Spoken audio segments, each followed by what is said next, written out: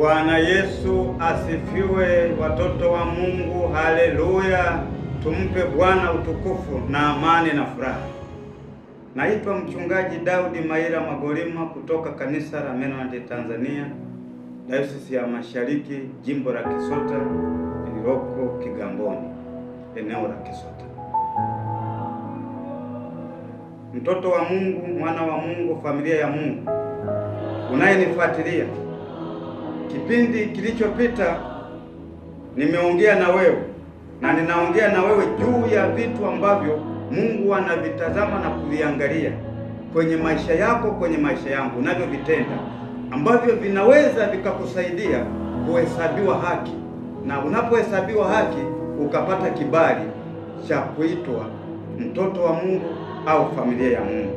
Kipindi kilichopita nilisema imani, kwamba imani ile ya jumla kabisa ulioiweka kwa Mungu, kwamba ni chanzo kimojawapo au ni sababu mojawapo ambayo Mungu akikutazama, Mungu akikuchunguza, akikuangalia, kwa sababu Mungu anatujua tangu asili. Ndiyo maana yeye ndiye, kwa kuwa anatujua tangu asili, anatuchagua. Akishatuchagua anatuita, akishatuita anatuhesabia haki, na akishatuhesabia haki anatutukuza. Kwa hiyo nikasema imani ni kitu kimojawapo cha muhimu.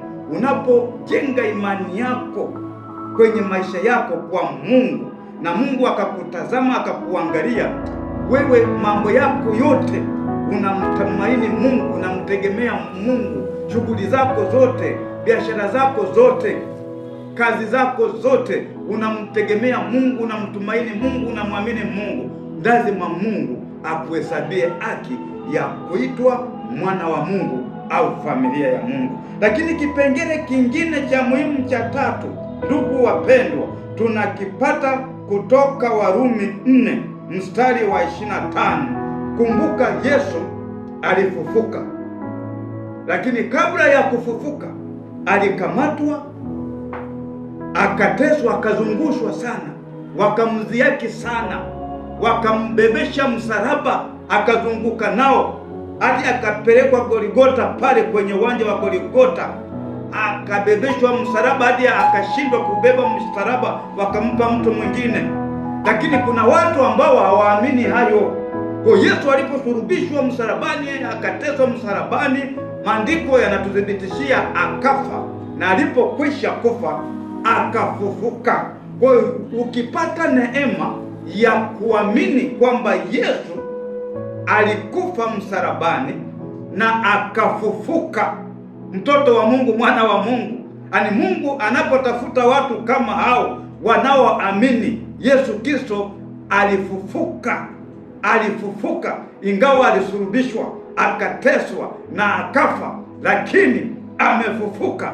Kama unaamini kwa kumaanisha kutoka moyoni mwako, wale Mungu anaowatafuta kuwahesabia haki kwa njia ya kuamini Yesu amefufuka, Mungu anakuhesabia haki. Na akikuhesabia haki kwenye kipengele hicho au nafasi hiyo, unapata kibali cha kuitwa mtoto wa Mungu, kuwa familia ya Mungu, kuwa mwana wa Mungu. Kwa hiyo ndugu wapendwa, watoto wa Mungu, hauwezi tu ukawa mtoto wa Mungu au familia ya Mungu au mwana wa Mungu kama wewe Mungu hajaona unaenda sawa, yani unaamini. Kama uamini Yesu alifufuka msalabani, alifufuka, Mungu hawezi kukuhesabia haki. Mungu anawahesabia wale wanaoamini Yesu amefufuka. Na ndio maana watu tunasema Yesu amefufuka kweli kweli ndani ya moyo wangu. Kama unavyosema hivyo, unamaanisha kutoka moyoni, na Mungu anavyokuchunguza, maana Mungu ndiye anachunguza mioyo yetu, anakuta unamaanisha kutoka kwa ndani ni lazima upate kuhesabiwa haki na Mungu, na Mungu akikuhesabia haki unapata nafasi, unapata kibali cha kuwa mtoto wa Mungu. Ninaamini hakuna asiyependa kuwa mtoto wa Mungu, kuwa familia ya Mungu. Sisi sote tunapenda tuwe miongoni mwa familia ya Mungu, tuwe watoto wa Mungu. Hakikisha matendo yako yawe ni mema, hakikisha imani yako kwa ujumla umwamini Mungu aliye hai, hakikisha uamini kwamba Yesu amefufuka na yuko hai kweli kweli, na yuko kwa Baba mbinguni, amekaa mkono wa kiume, amekwenda kutuandalia makao. Atarudi tena kama mwana simba kuchukua familia ya Mungu, kuchukua watoto wa Mungu. Watoto wa Mungu ni wale waliopata kibali cha kuhesabiwa haki. Oh, Bwana Yesu asifiwe. Mtoto wa Mungu, nisikilize, usiende kanisani ukawa mtu tu wa ajabu. Kuna vitu vya muhimu ambavyo Mungu anahitaji kuviona kwako, kwangu, ili aweze kukuhesabia haki.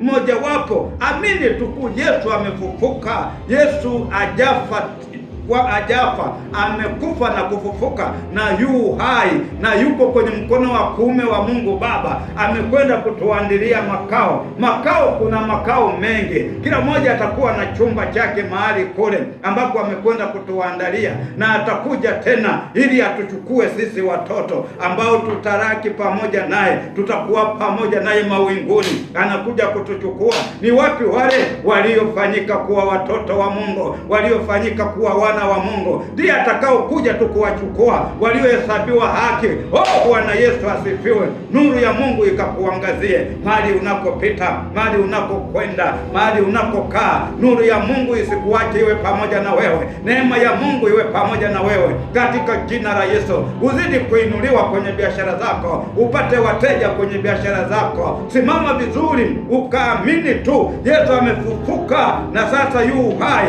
Mungu atakuhesabia haki katika jina la Yesu Kristo. Mungu uliye hai, Baba, wewe ni muweza wa yote.